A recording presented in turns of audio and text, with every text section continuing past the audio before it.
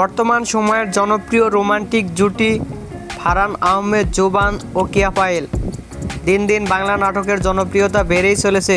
সেই ধারাবাহিকতায় আবারও নতুন নাটক নিয়ে হাজির হয়েছেন জনপ্রিয় এই জুটি। নাটকটির নাম লাইট ক্যামেরা অ্যাকশন। এই নাটকটিতে অভিনয় করেছেন বর্তমান সময়ের আলোচিত অভিনেতা ফারহান আহমেদ জোবান ও আলোচিত অভিনেত্রী কেয়া পায়েল। এই নাটকটি রচনা ও পরিচালনা করেন মহিদুল মহিম। নাটকটি খুব শীঘ্রই সুলতান এন্টারটেইনমেন্টের ইউটিউব চ্যানেলে প্রকাশিত হবে।